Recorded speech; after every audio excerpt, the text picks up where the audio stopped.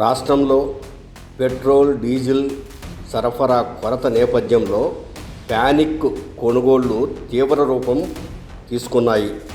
దీంతో 4,510 పెట్రోల్ బంకుల్లో 421 బంకులు మూతపడ్డాయని అధికారులు ముఖ్యమంత్రి చంద్రబాబు నాయుడుకు తెలిపారు.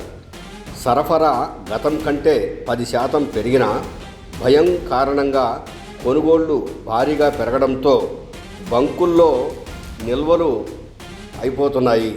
విజయవాడలో డీజిల్ బంకుల్లో అయిపోయిందనే ప్రచారం జరగగానే వందల వాహనాలు బంకుల ముందు బారులు తీరాయి.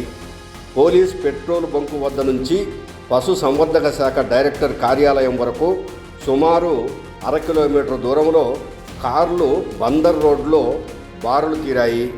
ముంబై నుంచి అమరావతికి బయలుదేరే ముందు ముఖ్యమంత్రి చంద్రబాబు నాయుడు, ప్రధాన కార్యదర్శి సాయి ప్రసాద్తో పాటు ఉన్నతాధికారులతో టెలికాన్ఫరెన్స్ ద్వారా సమీక్ష నిర్వహించారు.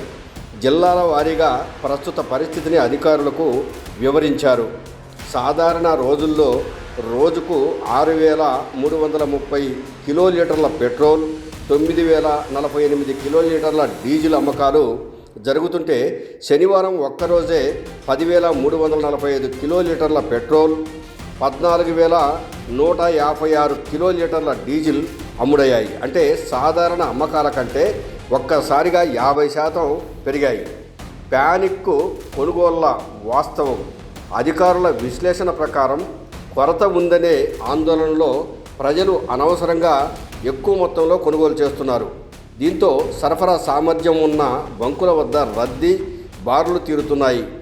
ఇక ఒక రకమైన సెల్ఫ్ ఫుల్ఫిల్లింగ్ ప్రొఫెసీగా మారింది. ప్రజల భయం కారణంగా నిజంగానే కొరత తలెత్తుతోంది. ముఖ్యంగా ఆక్వా రైతులు భారీగా డ్రమ్ములతో కొనుగోలు చేయడం వల్ల సాధారణ వినియోగదారులకు మరింత ఇబ్బంది కలుగుతోంది. సీఎం చంద్రబాబు ఈ సమస్యను తీవ్రంగా పరిగణించి కలెక్టర్లు, ఫిషరీస్ అధికారులు వెంటనే కార్యాచరణ చేపట్టాలని ఆదేశించారు. ఆక్వా రంగంలో డ్రమ్ కొనుగోళ్లపై ప్రత్యేక నియంత్రణ విధించాలని, ప్రభుత్వ శాఖలు తీసుకున్న చర్యలు, సమస్య పరిష్కారంపై సాయంత్రంలోగా నివేదిక ఇవ్వాలని ముఖ్యమంత్రి అధికారులకు సూచించారు. ప్రస్తుతం సరఫరా లైన్ సాధారణ స్థాయికి చేరుకున్నప్పటికీ ప్యానిక్ కొనుగోళ్లు కొనసాగుతూనే ఉన్నాయి. మరిన్ని బంకులు మూసివేసే అవకాశం కూడా ఉంది. ఇది రవాణా, వ్యవసాయం, చేపల పరిశ్రమతో పాటు సాధారణ ప్రజల రోజువారీ జీవన విధానం మీద కూడా ప్రభావం చూపుతుంది. ప్రభుత్వం సరఫరా పెంచడంతో పాటు ప్రజల్లో అనవసర ఆందోళన తొలగించేందుకు సమర్థవంతమైన కమ్యూనికేషన్ను కూడా అమలు చేయాల్సిన అవసరం ఉంది. ప్రభుత్వం త్వరితగతిన చర్యలు చేపట్టినప్పటికీ ప్రజల సహకారం లేకపోతే ఈ సంక్షోభం మరింత తీవ్ర రూపము తీసుకునే అవకాశం ఉంది. ప్రస్తుతం రాష్ట్రంలో సవాలుతో ఎదుర్కొంటున్న ఈ పరిస్థితి ఎంత త్వరగా సాధారణ స్థితికి చేరుకుంటుందనేది అధికారులు, ప్రజలు ఒకరిపై ఒకరి సహకారం ఆధారపడి ఉంటుంది.